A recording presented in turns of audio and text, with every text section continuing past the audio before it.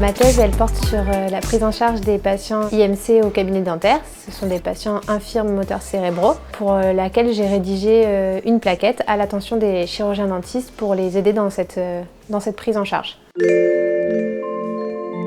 La principale problématique, ça va être l'acceptation du soin par le patient.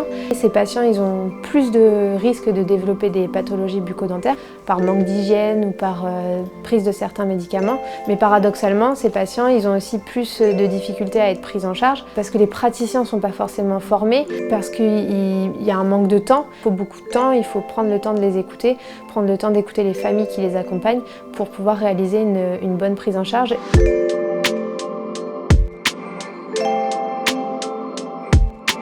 Les points de vigilance auxquels les dentistes doivent faire attention, il y en a 4 principaux, notamment donc le risque de fausse route, le risque vis-à-vis de l'épilepsie, le risque vis-à-vis du réflexe nauséeux qui peut être plus important chez ces patients et les mouvements involontaires.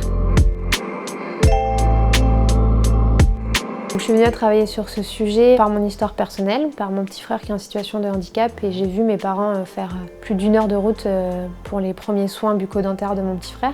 Et aussi à l'hôpital, en tant qu'assistante, j'ai vu des patients et je vois des patients faire plus d'1 heure de route pour se faire soigner.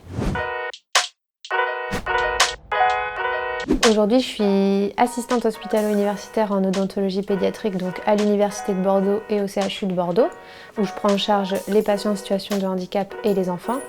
Et à côté, je travaille aussi en libéral dans un cabinet dentaire où je suis associée et où je prends en charge les adultes et les enfants.